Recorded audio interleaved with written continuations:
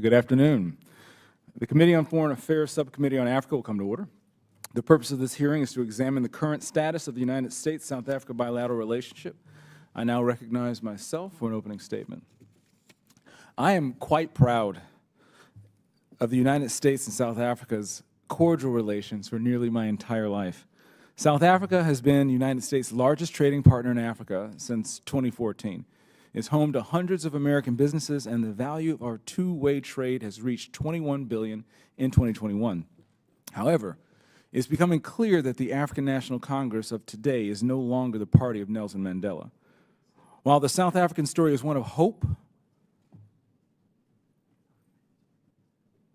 reconciliation, and determination, the ANC today is motivated by perpetuating a system of elite capture built on corruption and increasing government dependence through its national democratic revolution, and while clearly deepening relations with the Chinese Communist Party and Putin's Russia.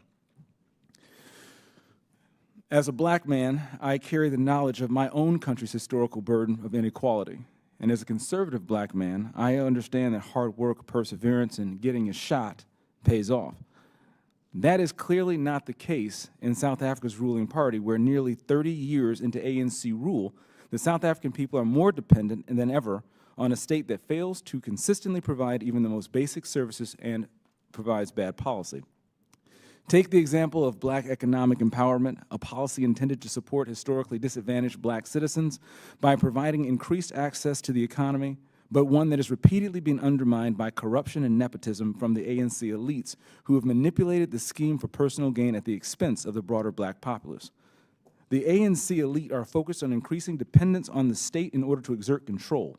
Recently, it was publicly stated that there are now 18 million South Africans receiving state grants compared to just 2.5 million in 1999. Much of this going to provide basic needs at the failure of states to generate meaningful and sustained employment that can only come with a healthy, growing private sector.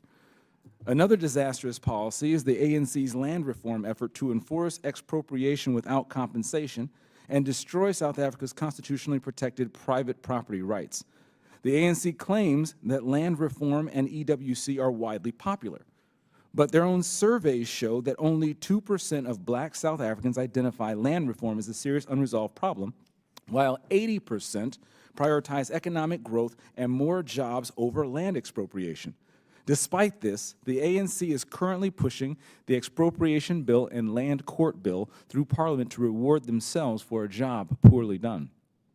There is no country in the world that has remained democratic after removing its population's private property rights, and I remain concerned about the ANC's democratic drift away from constitutional rule, especially in light of the Electoral Amendment Act being signed into law in April. This legislation undermines the fundamental democratic principle of proportional representation. Counting independent votes as votes for the majority, the ANC, is not a step toward constitutional rule. It's a further step away from democracy. In February, I introduced a House Resolution 145, which criticized specific aspects of the ANC's growing relationship with the Chinese Communist Party and Russia. Specifically, it highlighted South Africa's hosting of military exercises with Russia and China on the anniversary of Russia's further invasion of Ukraine, and the fact that South Africa has abstained on multiple United Nations votes condemning Russia's invasion, an invasion that an official ANC policy blames on the United States and attributes to NATO's eastward expansion. This, while the ANC accepted roughly $826,000 from a firm directly linked to the sanctioned Russian billionaire Viktor Vekselberg. More recently, the ANC hosted the BRICS conference in Johannesburg and has actively involved itself in Moscow, Beijing's effort to de-dollarize the global monetary system and rewrite international norms. Simply put, I believe these actions are inconsistent with South Africa's proud tradition of non-alignment, and it should not go unaddressed in our relationship. In conclusion, in her meeting with Secretary Blinken yesterday, Foreign Minister Pandor described the United States as one of the most important partners for South Africa. The United States has provided over $8 billion in bilateral aid to South Africa in the past 20 years, much of this through PEPFAR, an incredible bipartisan effort that has roughly halved South Africa's national HIV and AIDS mortality rate. The United States is South Africa's second largest trading partner, and 21% of South Africa's exports to the U.S. enjoy non-reciprocal duty-free trade status. I've said before, and I will say again, South Africa has a choice in what partners to prioritize, but so too does the United States. I believe it entirely appropriate to scrutinize the conduct of our important partner when the risks compromising our strong, dynamic, bilateral relationship are at hand. In closing, it's my belief that South Africa is currently at an inflection point, and I view the next several months as critical in demonstrating whether it will put our important partnership back on track. I think it's important to remember that our relationship with South Africa doesn't exist in a vacuum. It's built on decades of complicated history that at times has been self-serving and short-sighted. So we can't talk about today's relationship with South Africa without recognizing our history and understanding how it impacts our present and our future. The story of our relationship with South Africa is familiar to many African countries during the Cold War. Too often, the U.S. supported and propped up authoritarian regimes in exchange for fleeting geostrategic alignment. In the long term, these decisions have fomented resentment against the U.S. and the regimes we supported, often undermining our long-term interests. In the 1980s, the United States supported the apartheid regime in South Africa largely because it took on anti-communist efforts in the region and was aligned with the United States during the Cold War.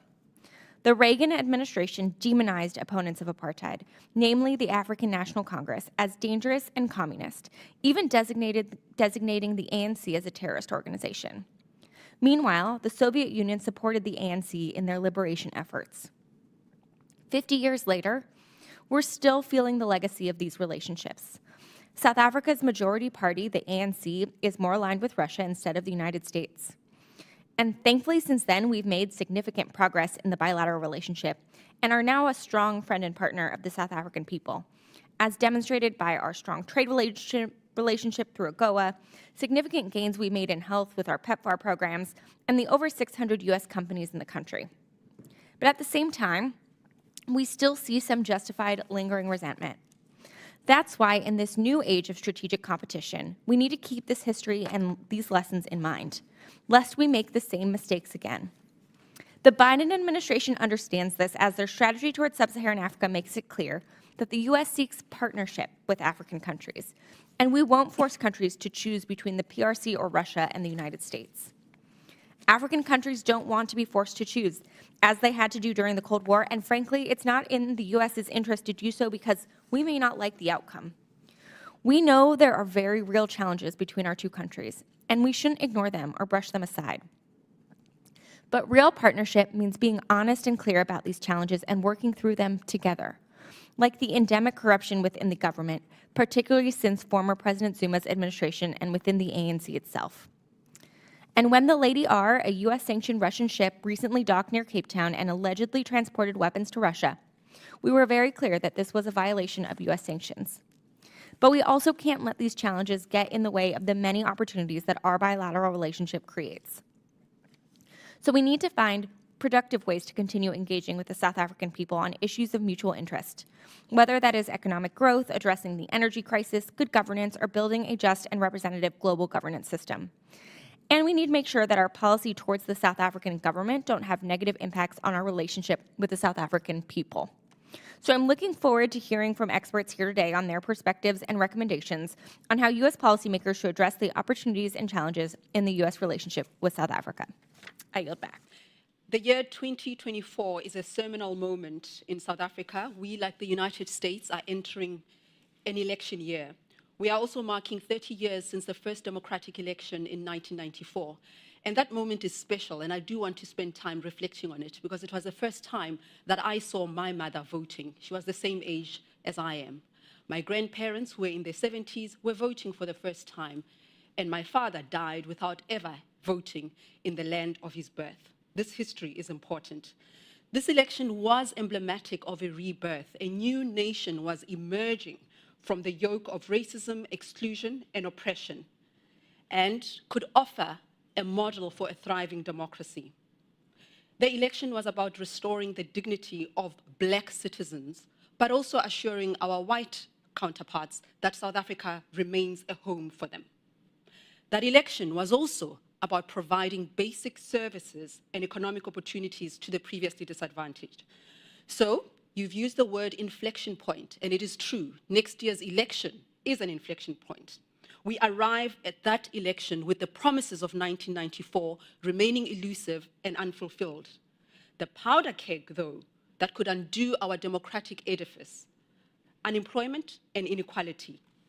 These must be taken seriously as they have a direct impact on citizens' engagement and preference for and against democracy. The Human Sciences Research Council, South Africa's social attitude survey conducted annually shows us that South Africans are increasingly dissatisfied with democracy. If democracy is so good, why are so many South Africans increasingly dissatisfied? From 59% satisfied with democracy in 2004 to only 32% satisfied. Well, this research tells us that South Africans attach an instrumentalist value to democracy. It is a preferred form of governance in as far as it delivers on the socio-economic needs of many. They do not attach to democracy because of its intrinsic value of equality before the law. They do not see it as the best political method to advance human rights, dignity, freedom, and equality.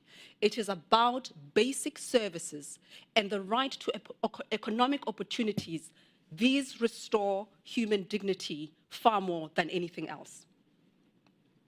I would like to suggest that there's a strong link between democracy on the ground and our foreign policy choices. South Africa's democracy must not be allowed to collapse, even as some of its foreign policy choices are found disappointing. A strong economy keeps rogue nations out